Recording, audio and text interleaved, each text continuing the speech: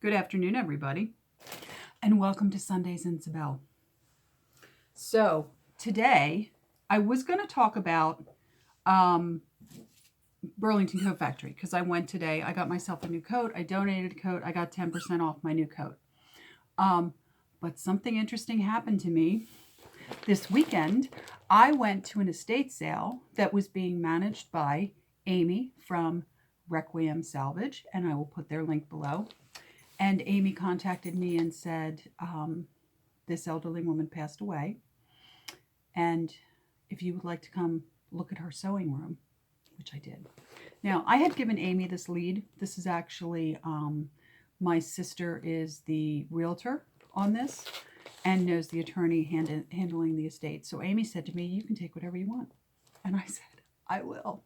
So I spent most of yesterday and a little bit of today doing this. These are her patterns.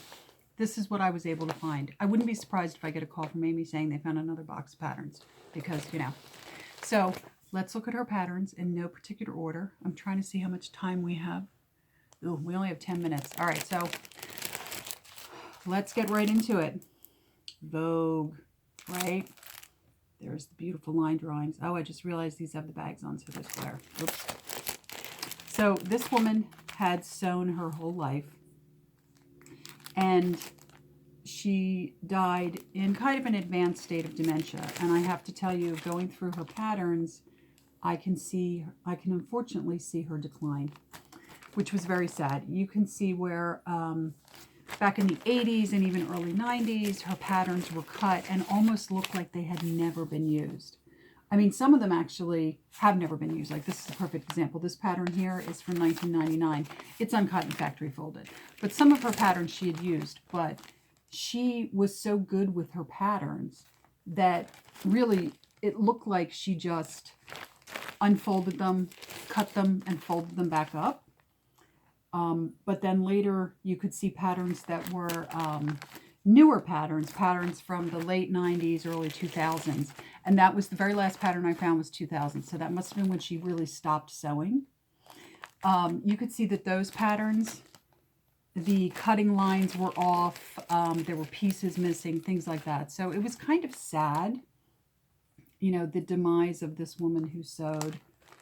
It was very sad, but it was so interesting to be in her house. She had quite a lot of beautiful Danish modern and mid-century modern furniture. I actually ended up with a piece, a small credenza. Actually, I don't think it's credenza. What I think it is a mid-century modern record cabinet because it's kind of a square. It's perfect for LPs. It's the perfect size for LPs. I'm using it as a stand for my television. And her house was just beautiful. And you can see from just looking at her patterns, she was very tailored and understated, but very minimalist. Like there's not one pattern in here that has like a ruffle on it or a lace inset or anything really kind of fancy like that.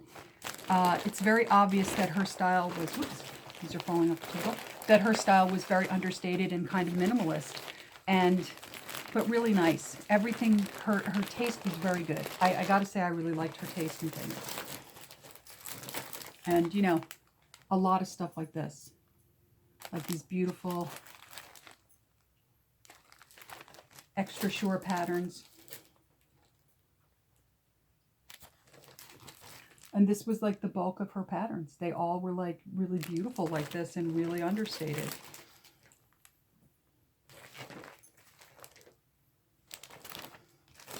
And it was just, it's kind of sad in general to go to estate sales because you're kind of picking the bones of the person, the dearly departed. But it's amazing. I can tell you so much about this woman just based on with the pattern she bought. Like really. And walking through her house, everything was very neat and tidy, even though I'm sure she had help coming in. She wasn't a hoarder. She had a lot of stuff, but I got to be honest, her house was big.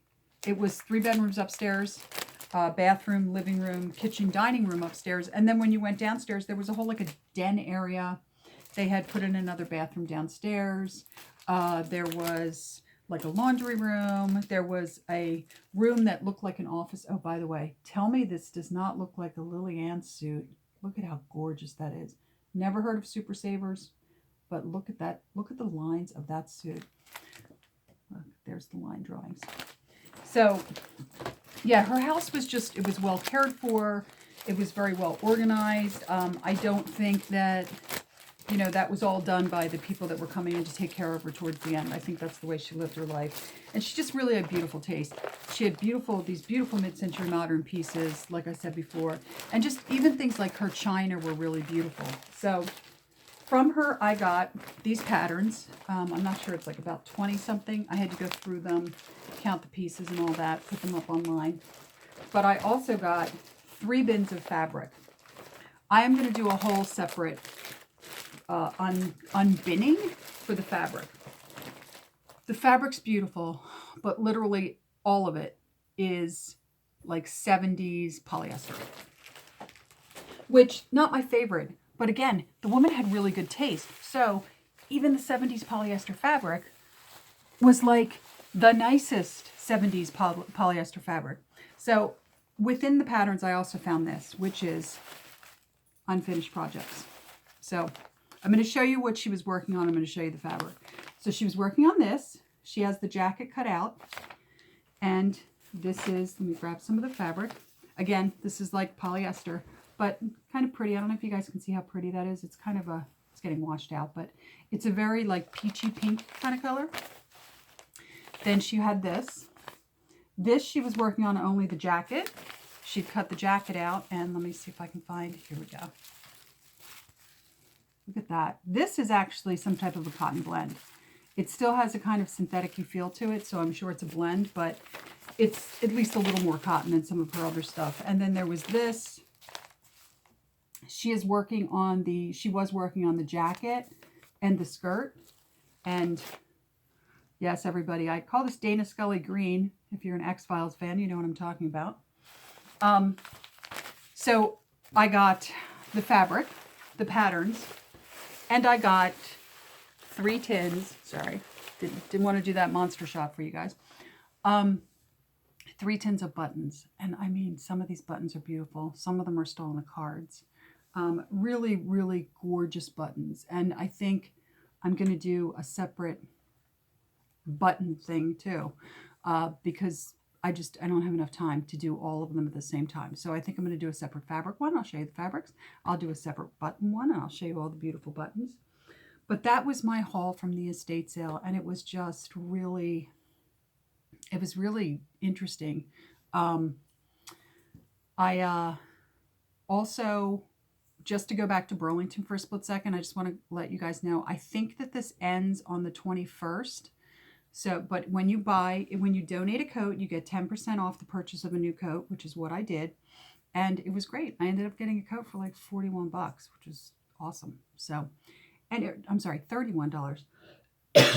So anyway, until my next video, which will be Goodwill Tuesday. By the way, I apologize for wearing my bathrobe, but I came home from doing some stuff and I kind of just wanted to put on my bathrobe and go to bed, but it's, you know, only 4 o'clock in the afternoon. So I'm going to give it a little more time, but just having one of those days where, you know, it's Sunday afternoon and I'm kind of tired and I'm ready for bed.